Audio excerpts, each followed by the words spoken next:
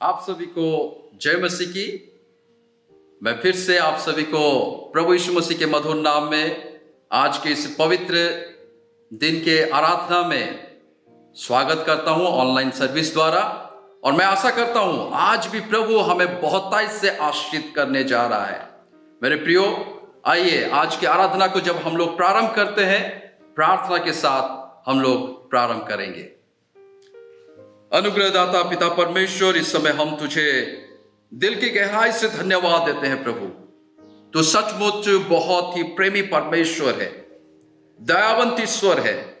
तेरा करुणा हमारे जीवन के ऊपर हर समय लगातार बहता रहता है, इसलिए तुझे धन्यवाद देते हैं पिता। पिछले हफ्ते भर तूने हमें संभाला, दया किया और प्रभु तूने हमें चंगाई दिया। जब हम परेशान थे प्रभु, उस परेशान से तूने निकाला। इस बात के लिए तुझे धन्यवाद देते हैं प्रभु। और प्रभु उतना ही नहीं, एक और बार तू हम सभी को ये सुंदर मौका दिया है कि हम तेरे नाम को ऊंचा उठाए और तेरी नाम की हम इबादत करें पिता परमेश्वर। हाँ पिता परमेश्वर, जब हम अपने अपने घरों में हैं, हाँ प्रभु, जब हम तेरी इबादत करते हैं, हाँ प्रभु तू हमें मदद कर, हम दिल से, मन से, सच्चाई से, आत्मा से प्रभु तेरी हम इबादत कर पाए पिता। और प्रभु जब हम विश्वास करते प्रभु, जब हम इबादत करते हैं, हाँ पिता परमेश्वर, स्वर्ग में भी तेरे दूत लोग तेरी इबादत करेंगे पिता। और हम विश्वास करते हैं हमारी सारा गाना गाना और प्रभु आराधना करना, निवेदन करना, वचन को मनन करना, इन सारी बातों से हम केवल तुझे आदर महिमा देना चाहते हैं। धन्यवाद पिता, हमारे दुआ को सुना है पिता परमेश्वर। इस समय हम प्रार्थना करना चाहते हैं, जितने भी भाई बहन प्रभु अपने घरों में बैठ के प्रभु आराधना में शामिल होते हैं, हाँ प्रभु तू उनको मदद कर तेरी उपस्थिति को महसूस करने के लिए प्रभु। हाँ पिता परमेश्वर, तू उनको मदद कर प्रभु। हाँ प्रभु, आत्मा की उस गर्माहट को महसूस करने के लिए पिता परमेश्वर। हमारी इन सारी बातों से केवल हम तुझे आदर महिमा देना चाहते हैं। धन्यवाद देते हैं प्रभु, तू हमारी प्रार्थना को सुन के उत्तर दिया। सारी बातों को तेरे हाथ में सौंपते हुए प्रभु यीशु मसीह के मधुर नाम में इस प्रार्थना को मैं मांगता हूं, आमीन। मेरे प्रियो, मैं आप सभी को आज की ऑनलाइन सर्विस में स्वागत करता हूं। और इस समय मैं आपके मध्य में मैं एक वचन को पढ़ना चाहूंगा जो भजन संहिता 100 है। और यहां पर इस प्रकार लिखा है, भजन संहिता 100, हे सारे पृथ्वी के लोगों, यहोवा का जय जयकार करो, आनंद से यहोवा की आराधना करो, जय जयकार के साथ उसके सन्मुख में आओ। हाँ मेरे प्रिय मित्रों, जब आज हम लोग इस रीति से परमेश्वर की आराधना करते हैं, आइए मन खोल के, दिल खोल के उस परमेश्वर की इबादत करें। और मैं इस समय रिक्वेस्ट करूंगा, हमारे मध्य में हमारी टीम है, हमें आराधना करने में अगुवाई करेंगे। हालेलुया, परमेश्वर की स्तुति हो। मेरे प्रिय मित्रों, परमेश्वर के जन, आज हम सभी अपने अपने घरों में उस परमेश्वर की इबादत करने के लिए इकट्ठा हुए हैं। आइए हम सब मिलके जोर से एक बार हालेलुया कहेंगे। Hallelujah, hallelujah, hallelujah. मुझे पता है, मुझे शायद सुनाई नहीं दे रहा है, लेकिन मैं कोशिश कर रहा हूं आपकी आवाज को सुनने के लिए। आइए हम सब मिलके उस परमेश्वर की आराधना हम लोग करेंगे।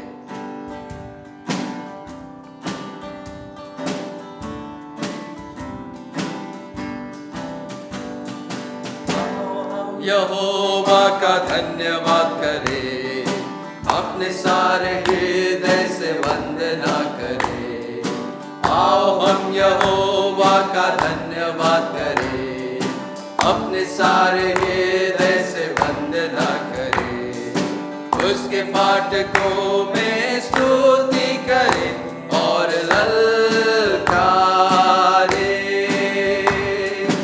उसके फाटकों में स्तुति करें और ललकारें। उसने बनाया हमें,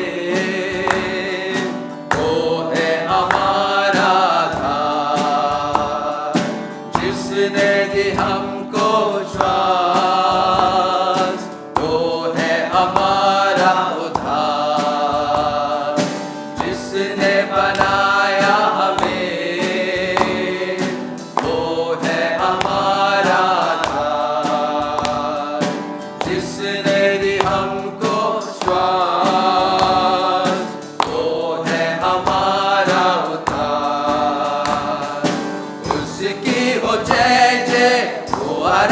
आराधना, वो है सभी का प्रधान। उसकी हो जय जय, वो आराधना, वो है सभी का प्रधान। आओ हम यहोवा का धन्यवाद करें, अपने सारे हृदय से वंदना करें। आओ हम यहोवा का धन्यवाद करें, अपने सारे हृदय से वंदना करें। उसके फाटकों में स्तुति करें और ललकारें। उसके फाटकों में स्तुति करें और ललकारें। अपने सारे तन मन से हम प्रभु की महिमा करें। वो है शिफा और नजात, उसकी प्रशंसा करें। अपने सारे तन मन से हम प्रभु की महिमा करें। वो है शिफा और नजात, उसकी प्रशंसा करें। वो है जग का त्राता और तारणहार, उसकी हो जय जय सदा। वो है जग का त्राता, वो है जग का त्राता और तारणहार, उसकी हो जय जय सदा। आओ हम यहोवा का धन्यवाद करें, अपने सारे हृदय से वंदना करें। आओ हम यहोवा का धन्यवाद करें, अपने सारे हृदय से वंदना करें। उसके फाटकों में स्तुति करें और ललकारें। उसके फाटकों में स्तुति करें और ललकारें।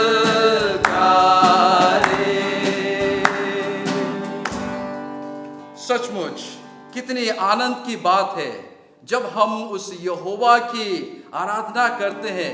वो प्रभु परमेश्वर उस सिंहासन में बैठ के वो बहुत ही प्रसन्न होता है, क्योंकि वही परमेश्वर है सारा आराधना, सारा आदर, महिमा पाने की योग्य रखता है। आइए हम लगातार उस यहोवा की जब हम आराधना करते हैं, प्रभु का धन्यवाद करूंगा, इस गीत को गा के हम उसकी आराधना करेंगे।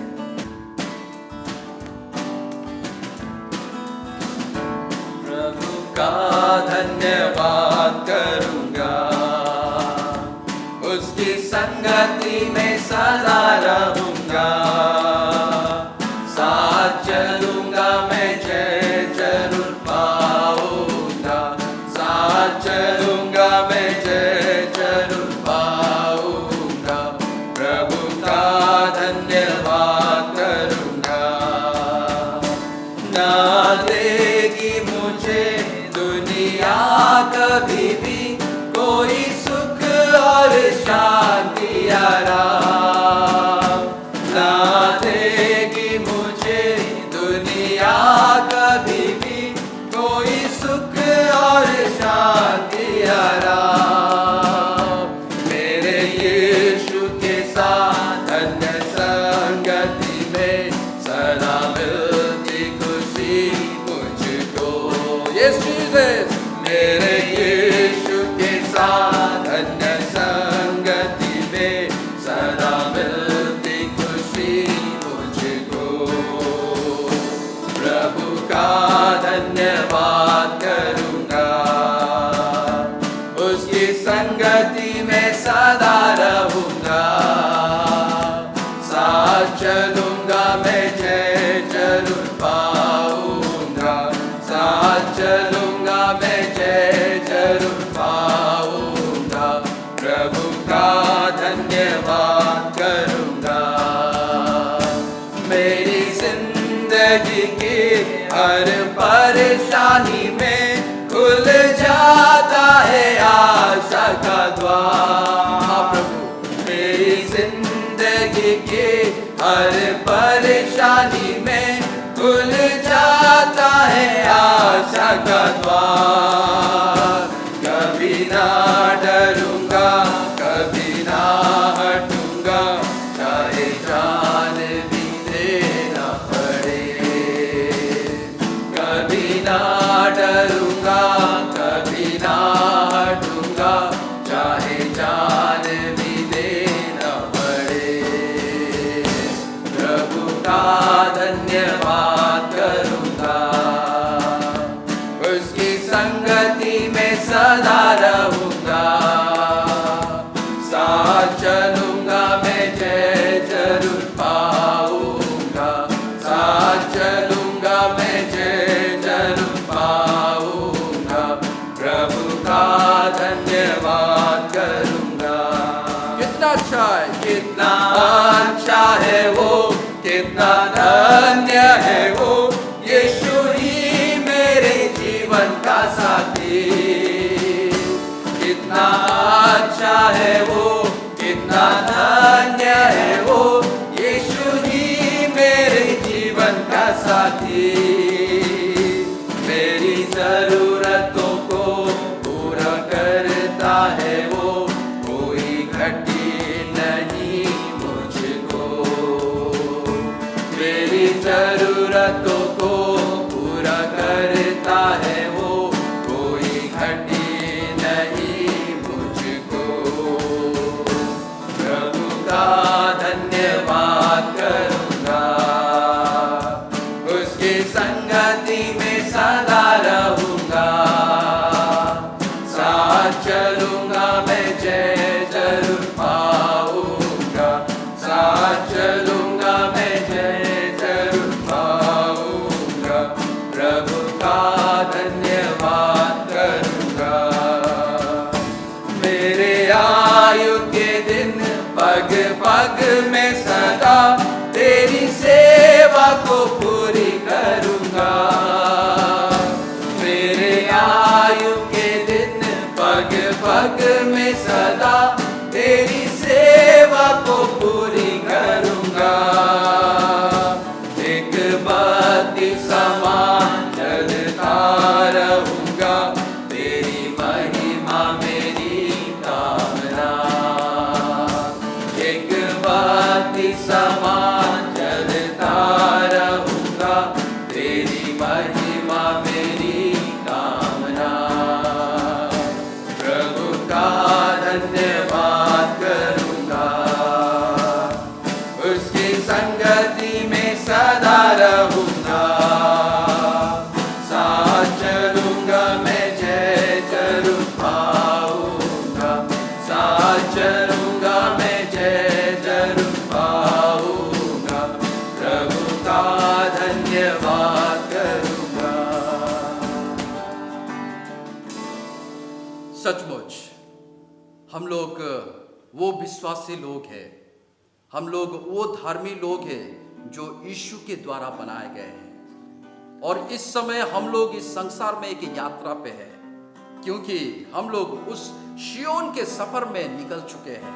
जिस दिन हमने यीशु मसीह को अपने उद्धारकर्ता के रीति से ग्रहण किए, उसी दिन से हमारा जर्नी, हमारा जो चलना, हमारा जो सफर है वो शुरू हो चुका है।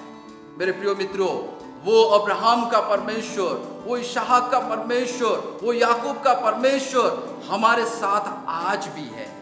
आइए, जब हम उस परमेश्वर की इबादत करते हैं, हम उसके आशीषों को भी याद करके मन में प्रभु को धन्यवाद दें। आइए, शियोन के सफर में मेरे मन व्याकुल ना होना कभी, क्योंकि परिस्थिति हो सकता है आज हमारी विपरीत है, लेकिन वो परमेश्वर हमारे साथ है।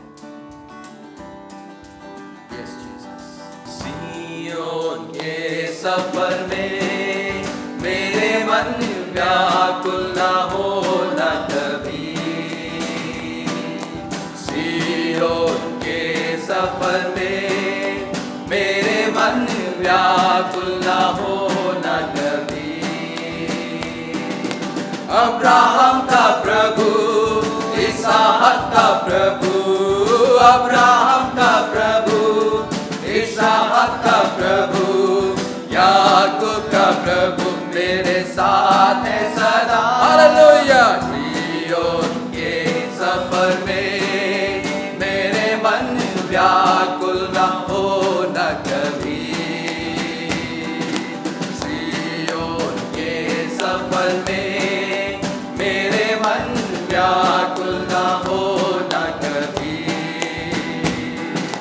मुझे अब किसी बात की कोई चिंता डर नहीं।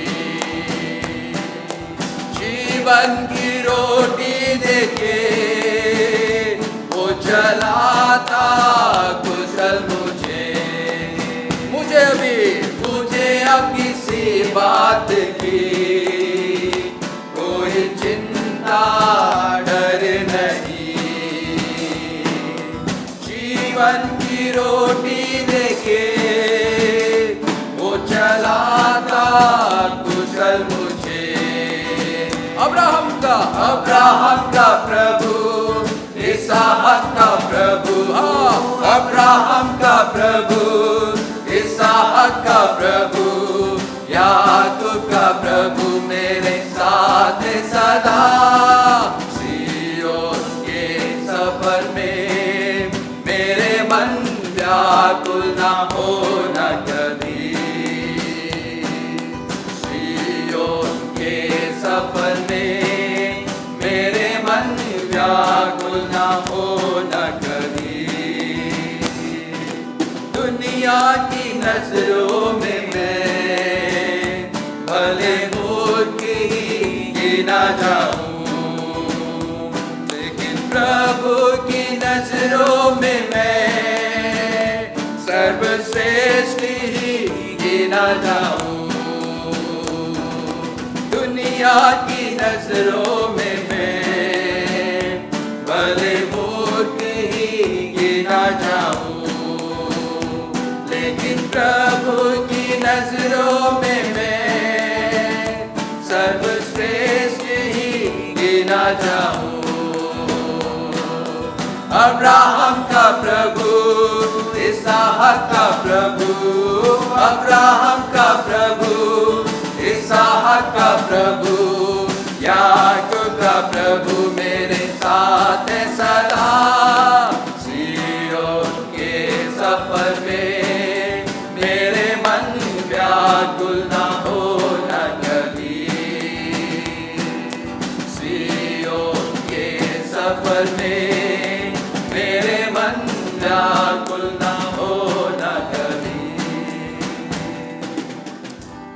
हाँ प्रभु, हमारी यही निवेदन है, जब हम तेरी ओर बढ़ रहे हैं हमारा मन कभी भी व्याकुल ना हो, क्योंकि तू अनादि परमेश्वर है, तू अनंत परमेश्वर है जो हमारे साथ साथ रहता है, चलता है।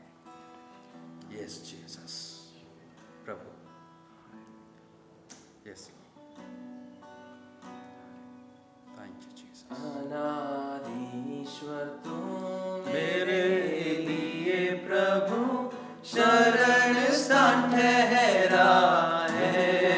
हमेशा सुख दुख परिस्थिति में, हमेशा सुख दुख परिस्थिति में।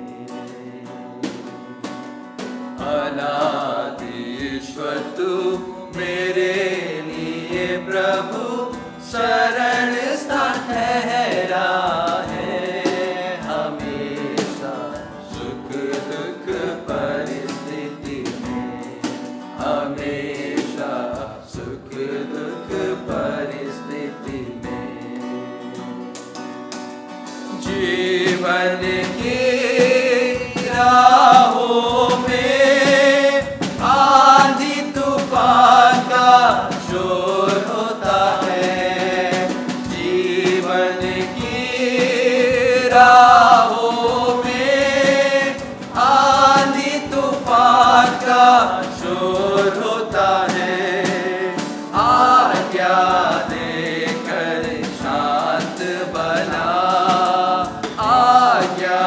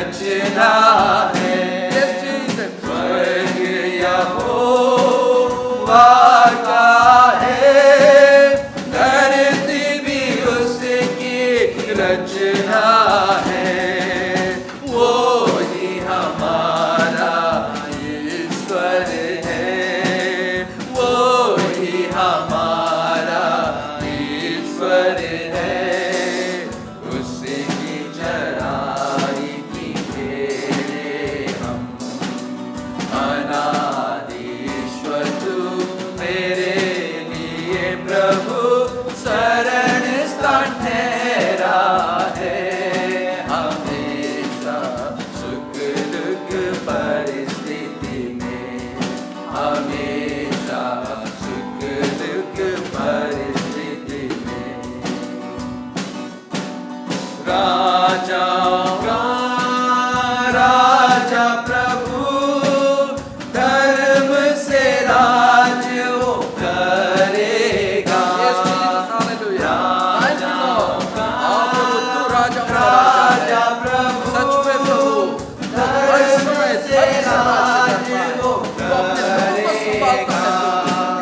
आओ हम सब आनंद से, आओ हम सब आनंद से जय जयकार करें प्रतिदिन। अनादि ईश्वर तू मेरे लिए प्रभु शरण स्थान ठहरा है। हमेशा सुख दुख परिस्थिति में, हमेशा सुख दुख परिस्थिति में। परमेश्वर पिता, हम आपका धन्यवाद करते हैं इस समय के लिए प्रभु। और सच में पिता, आप हमारा शरण स्थान है, आप हमारा गढ़ है प्रभु। और सच में संकट के समय आप ही हमारे सहायक हैं प्रभु। Yes, Jesus. और आपने हमें अपने पंखों की आड़ में लेके रखा है आज तक, इसके लिए आपका धन्यवाद प्रभु। हम धन्यवाद करते हैं इस समय के लिए, इस आराधना के समय के लिए। हमारा विश्वास है प्रभु कि हमारी इस आराधना को आपने ग्रहण किया है प्रभु। हम आपका धन्यवाद करते हैं। प्रार्थना को प्रभु यीशु मसीह के नाम से मांगते हैं, आमीन। मेरे प्रियो कलीसिया के सारे सदस्य और प्रभु के जन, ये समय होगा कि हम उस परमेश्वर को हम आदर और महिमा दें। वो परमेश्वर बहुत ही प्रेमी परमेश्वर है, हम सभी को बहुतायत से आश्रित किया है। हमारे परिवारों को, हमारे कमाई के ऊपर, हर एक चीज में परमेश्वर ने आश्रित किया है। और ये समय होगा कि हम लोग एक विशेष गीत को सुनेंगे, और जब ये गीत को गाया जाता है हमारे मध्य में, हमारे पास जितने भी भेंट हम परमेश्वर को चढ़ाने के लिए रखे हैं वो सब कुछ लेके आएंगे, या दशमांश जो भी हम प्रभु को देना चाहते हैं, या धन्यवाद का भेंट जो भी प्रभु को हम देना चाहते हैं, ये समय होगा हम उस परमेश्वर को सौंपे। यीशु तुम्हें बुला रहा, एक नजर तो मोड़ लो, ये गुनाह लिए चले, इनको यहीं पर छोड़ दो। यीशु तुम्हें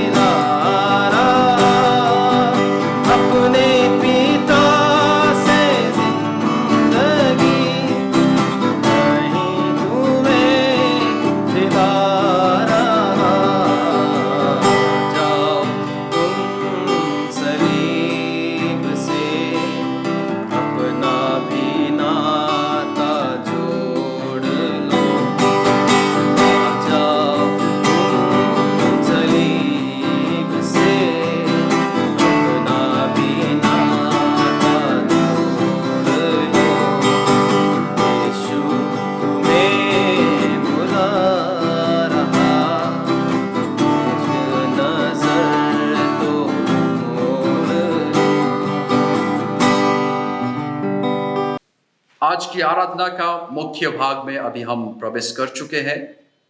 आइए हम सब अपने दिलों को, मनों को हम लोग इकट्ठा करके परमेश्वर के चरणों में जो परमेश्वर आज हमसे बातचीत करने जा रहा है उसके लिए तैयार करें। और इस समय मैं प्रभु को धन्यवाद देता हूं, हमारे मध्य में डॉक्टर रेवरेंड एसबी सिंह हमारे आदरणीय पासवान है। मैं उनको निमंत्रण करूंगा, वो हमारे मध्य में जो परमेश्वर के वचन उनके मन में परमेश्वर ने दिया है वो ला के बांटेंगे। आइए हम उनका स्वागत करें। सब लोगों को जय मसीह की और प्रभु का धन्यवाद हो आज की सुबह के लिए, इस नए दिन के लिए। परमेश्वर ने आज की सुबह में तक हम सबको सही सलामत रखा है, प्रभु के जी उठने के दिन। आइए हम परमेश्वर के वचन की ओर चलें और मेरा भरोसा है ये निश्चय रूप से कि आज का ये वचन आपके लिए बहुत आशीष को लेकर के आएगा। हम वचन में आगे चलने से पहले हम परमेश्वर के वचन पवित्र शास्त्र से एक हिस्सा पढ़ेंगे जो कि पाया जाता है 2 कुरिन्थियों उसके 4 अध्याय और उसके 8 से 12 पद तक। और यहाँ पर इस प्रकार लिखा है, हम चारों ओर से क्लेश तो भोगते हैं पर संकट में नहीं पड़ते, निरुपाय तो हैं पर निराश नहीं होते, सताए तो जाते हैं पर त्यागे नहीं जाते, गिराए तो जाते हैं पर नष्ट नहीं होते। हम यीशु की मृत्यु को अपनी देह में हर समय लिए फिरते हैं कि यीशु का जीवन भी हमारी देह में प्रकट हो।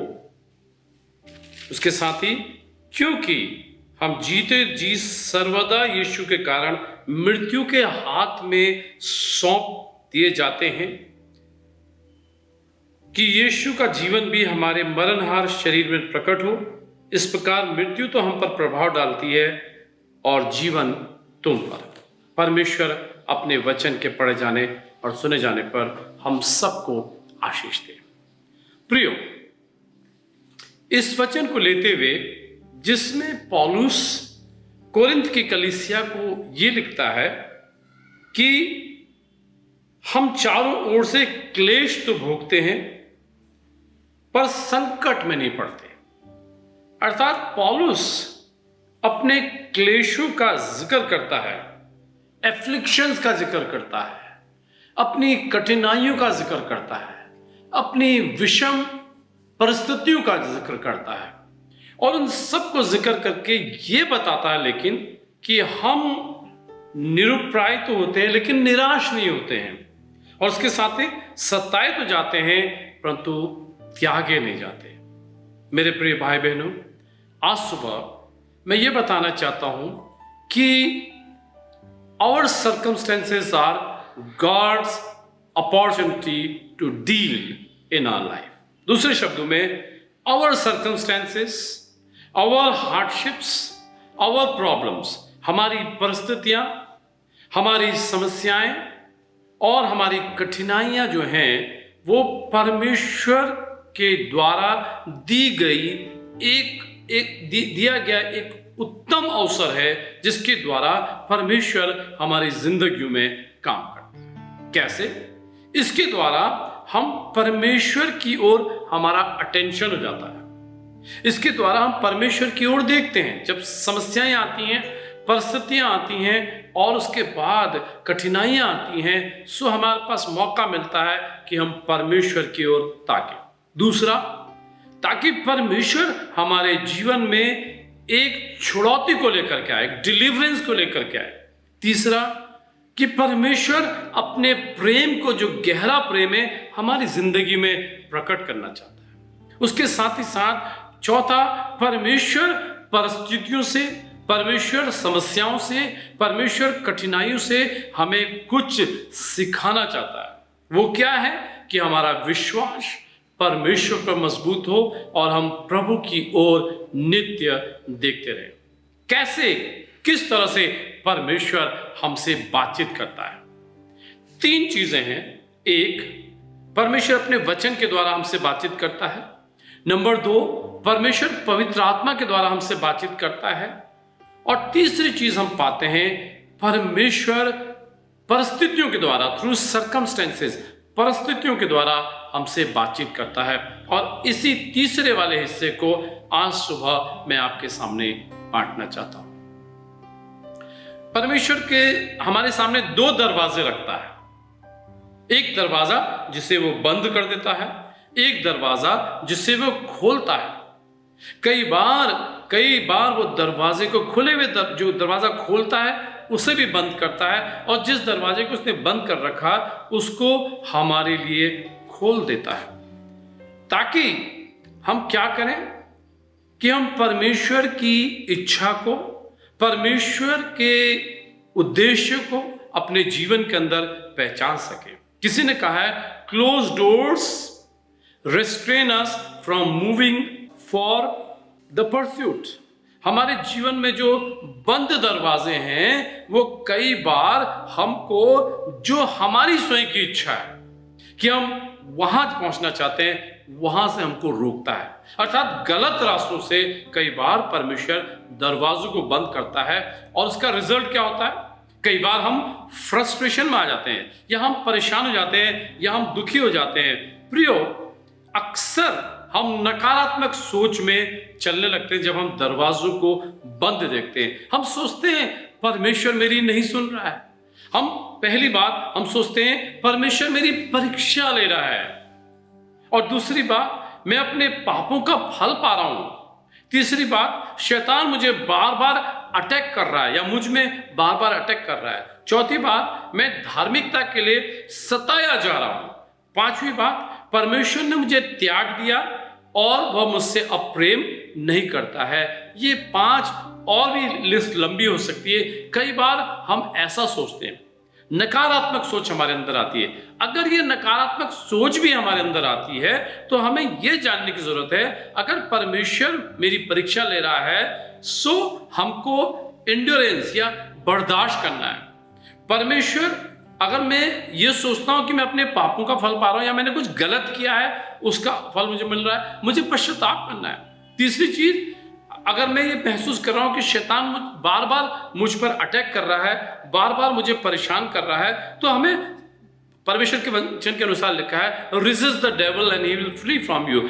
शैतान का सामना करना है। चौथी चीज, मैं अगर ये सोचता हूं कि मैं धार्मिकता के लिए सताया जा रहा हूं, तो क्या जरूरत है? मुझे परमेश्वर के अनुग्रह की जरूरत है। और पांचवी चीज, अगर मैं सोचता हूं परमेश्वर ने मुझे त्याग दिया है, या मैं सोचता हूं परमेश्वर मुझसे प्रेम नहीं करता, तो मुझे वापस आना है और परमेश्वर की महानता को, उसकी अद्भुत युक्तियों को अपने जीवन के अंदर परमेश्वर के वचन के द्वारा समझना है कि परमेश्वर का प्रेम अद्भुत, अगम्य और अनंत है, और वो हमारी जिंदगियों में कुछ काम करना चाहता है। सो मैंने जब आपसे बातचीत करी तो उसके बीच में मैंने कहा कि our circumstances are God's opportunities. हमारी परिस्थितियां जो हैं वो परमेश्वर का अवसर, परमेश्वर ने हमें एक अवसर प्रदान किया है जिसके द्वारा हम अपने आप को चेक कर सकें।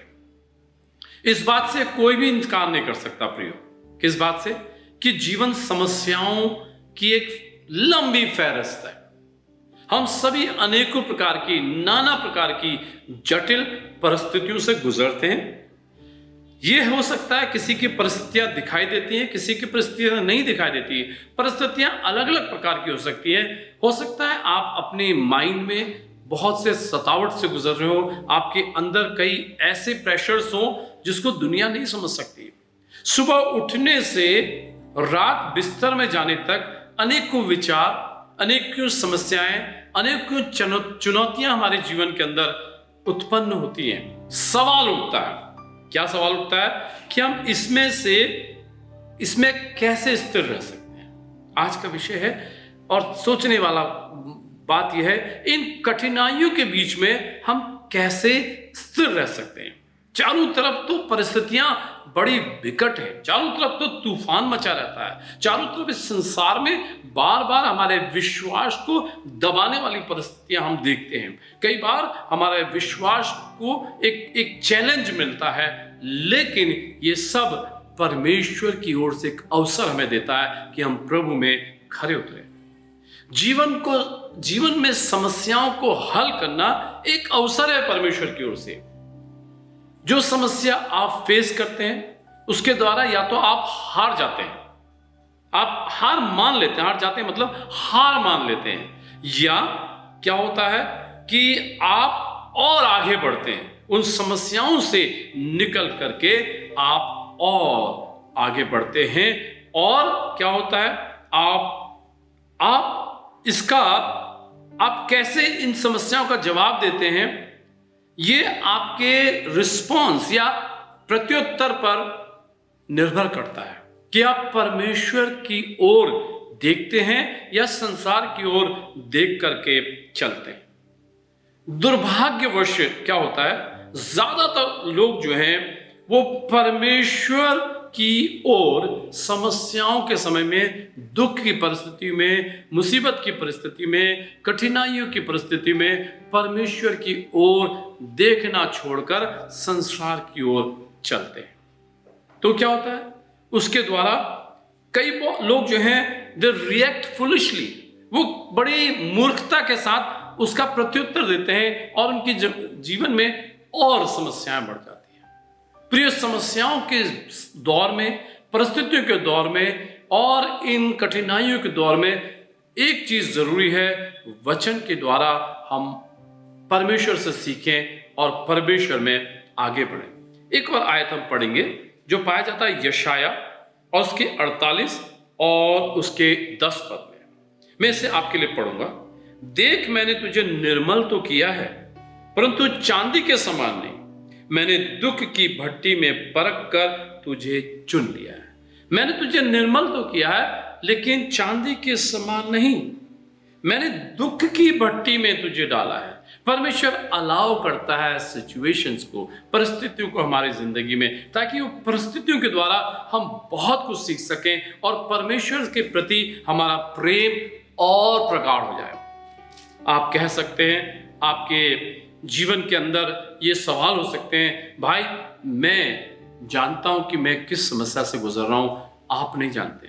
मेरी परिस्थिति बहुत कठिन है, मेरी परिस्थिति कोई झेल नहीं सकता। सच है, सब जानते हैं। किसी ने कहा है, only the wearer knows where the shoe pinches. सिर्फ जूता पहनने वाला जानता है उसका जूता कहां पर काट रहा है। यह सत्य बात है। लेकिन हम परमेश्वर के वचन के मानने वाले लोग, परमेश्वर के वचन के अंदर परमेश्वर इस बात का निश्चय दिलाता है कि वो कहता है, ना तो मैं तुझे छोड़ूंगा और ना मैं तुझे त्यागूंगा। दुख के बीच में भी वो हमारे साथ रहेगा। प्रियो, जब हम आगे बढ़ते हैं तो आगे बढ़ने के साथ हम एक और चीज पाते हैं कि परमेश्वर कई बार जो है हमारी हार्डशिप्स को, कठिनाइयों को, हमारी प्रॉब्लम, समस्याओं को, हमारी सर्कमस्टेंसेस, परिस्थितियों को हमें इसलिए जाने देता है इनसे कि ताकि हम इनसे कुछ सीखें और ताकि परमेश्वर का ज्ञान हमारे जीवन के अंदर गहराई से प्रकट हो। नंबर एक बात, God uses problem to direct us. परमेश्वर सिचुएशंस को इसलिए हमारे जीवन में आने देता है ताकि वो हमें निर्देशित करे, हमें किस मार्ग पे चलना है, किस तरह से चलना है, ताकि वो ये हमें बताना चाहता है कि हम अपने रास्तों को बदलें, जिन रास्तों पर हम चल रहे हैं उसको बदलें। हमारे जीवन में कई बार दुख भरी, पेनफुल सिचुएशंस या परिस्थितियां आती हैं, उसके बीच में हमें यह चीज सीखना है कि हम परमेश्वर पर भरोसा करें, जो कि नीति वचन 20 और उसके 30 में पाया जाता है। दूसरी चीज, परमेश्वर समस्याओं को आने देता है ताकि आप और मैं जांचे जाएं, परखे जाएं कि हम इन समस्याओं के बीच में जो विश्वास हमने किया है उस पर हम कितने खरे उतरते हैं। आप समझ गए कि जब परमेश्वर परिस्थितियों को हमारे जीवन में अलाउ करता है तो परमेश्वर चाहता है कि वो हमें जांचे, वो हमें परखे, हम उस जांच से, उस परख से निकल कर जाएं। जिस तरह यशाया की पुस्तक में यहां पर लिखा है, देख मैंने तुझे निर्मल तो किया परंतु चांदी के समान नहीं, मैंने दुख की भट्टी में परख कर तुझे चुन लिया। परमेश्वर उस भट्टी से हमें होकर गुजरने देता है ताकि अपने हाथ को, अपने मजबूत हाथ को हमें दिखाए। तीसरी चीज हम पाते हैं, परमेश्वर इन परिस्थितियों के द्वारा जिसे सीखना है वो सीख सकता है। प्रियो, परमेश्वर इन परिस्थितियों के द्वारा हमें सुधारने के लिए हमें एक अपॉर्चुनिटी देता है या अवसर देता है। परमेश्वर हमें सुधारना चाहता है। कहीं ना कहीं करेक्शंस हमारे जीवन में जरूरी है। हर मनुष्य के जीवन में, हर एक स्त्री पुरुष के जीवन में कहीं ना कहीं सुधार की जरूरत है। और परमेश्वर परिस्थितियों के द्वारा, जो विषम परिस्थितियां, कठिन परिस्थितियां, समस्याएं वो हमारे जीवन में खड़ी होती हैं, उसके द्वारा परमेश्वर हमें सुधारना चाहता है। कई बार हम किसी भी बात की वैल्यू को या किसी भी बात की मूल्य को तभी समझते हैं जब वो चीज हमारे जीवन से बहुत सी चीजें निकल जाती हैं। फॉर एग्जाम्पल, एक उदाहरण दूंगा आपको।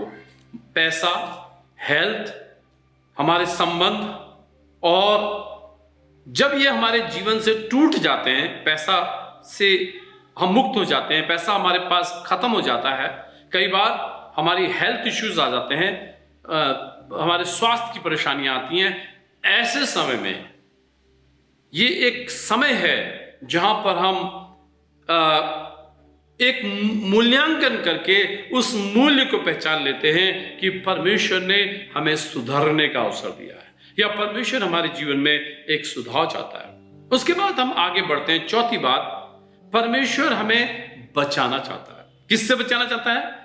गलत चीजों से बचाना चाहता है, गलत लोगों से बचाना चाहता है, गलत चीजों से दूर रखना चाहता है। और परमेश्वर हमारी जिंदगी में एक ऐसा काम करना चाहता है जिसके द्वारा उसके नाम की बढ़ाई हो और उसका नाम ऊंचा उठाया जाए और हमारे जीवन के अंदर परमेश्वर की इंपॉर्टेंस या उसका महत्व हमारे जीवन के अंदर बढ़ता जाए। सो हमें आने वाली जो कोई सीरियस प्रॉब्लम है, आने वाली जो समस्या अभी है, उससे भी बढ़कर जो भविष्य में कठिन समस्या है, उससे परमेश्वर हमको बचाना चाहता है। इसके साथ ही साथ परमेश्वर हमें उन तमाम चीजों से रोकता है कि जो हमारे जीवन को नाश कर सकती है। सो वो हमें प्रोटेक्ट करता है। इन कठिनाइयों, इन समस्याओं, इन परिस्थितियों के द्वारा हम सीखते हैं कि परमेश्वर हमारे जीवन को प्रोटेक्ट करता है। फिर उसके साथ हम देखते हैं कि कई बार problems can be a blessing in disguise.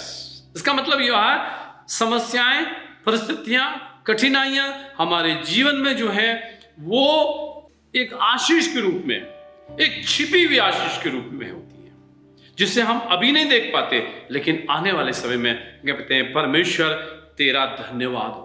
पौलुस ने यहां पर, जब हमने देखा, पौलुस ने यहां पर लिखा, हम चारों ओर से क्लेश तो भोगते हैं, हम चारों ओर से एफ्लिक्शन, समस्याएं, परेशानियां तो भोगते हैं, पर संकट में नहीं पड़ते।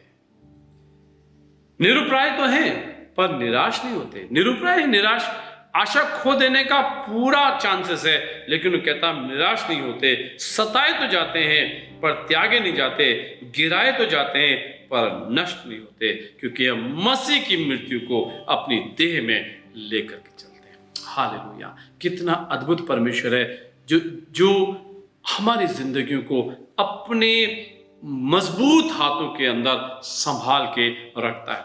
पांचवी चीज हम देखते हैं, परमेश्वर इसके द्वारा से, इन परिस्थितियों के द्वारा से, या इन विषम परिस्थितियों से कहना चाहिए, या इन कठिन परिस्थितियों से, या इन समस्याओं से परमेश्वर हमको सिद्ध करना चाहता है। परमेश्वर हमारे चरित्र को मजबूत करना चाहता है। परमेश्वर इससे ज्यादा कि हमारे कंफर्ट या आराम को देखे, वो इससे ज्यादा हमारे चरित्र को और ध्यान करता है। प्रियो, कि हमारा चरित्र परमेश्वर के प्रति मजबूत हो, हम उस पवित्रता में जिए जिसको परमेश्वर हमारी जिंदगी में चाहता है। हम कुछ चीजें और देखेंगे कि परमेश्वर पर हमारा विश्वास हमें आनंद, आराम से भरता है।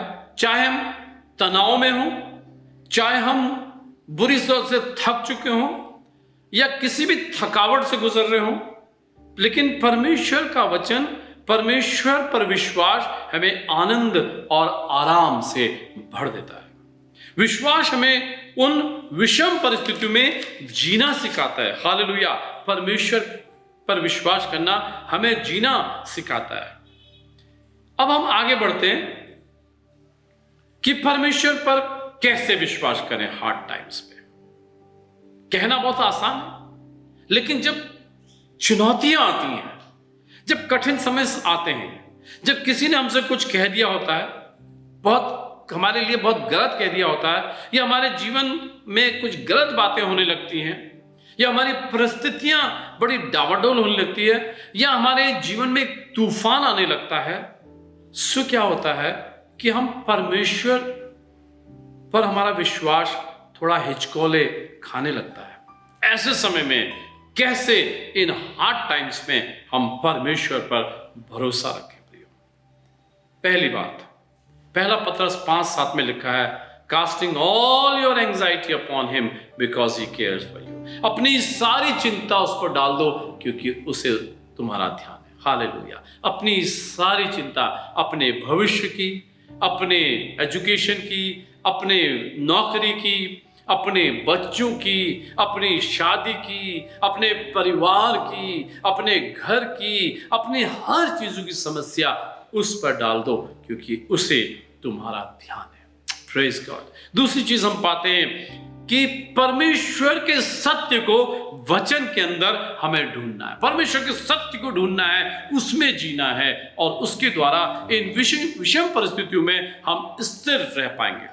तीसरी चीज हम पाते हैं, हमारा जो अविश्वास है, जहां पर हम अविश्वासी हो रहे हैं या विश्वास करने में मुश्किल हो रही है, उसको हम परमेश्वर के सामने कन्फेस करें या मान लें और कहें, प्रभु मुझे क्षमा कर, मेरे अविश्वास का उपाय कर। उसके बाद हम पाते हैं कि हमें अपने जो हमारे कंसर्न्स हैं, जो या हमें अपने लोगों के साथ जो हमारे बहुत खास हैं, जो आत्मिक लोग हैं, उनके साथ अपनी समस्या को शेयर करें जिस पर आप विश्वास कर सकते हैं, जो आपकी बातों को कॉन्फिडेंशियल रखेगा, जो आपके साथ समय बिताएगा, उसके साथ आप अपनी परिस्थितियों को शेयर करें। पांचवी चीज हम पाते हैं, हमें परमेश्वर के साथ समय व्यतीत करना है।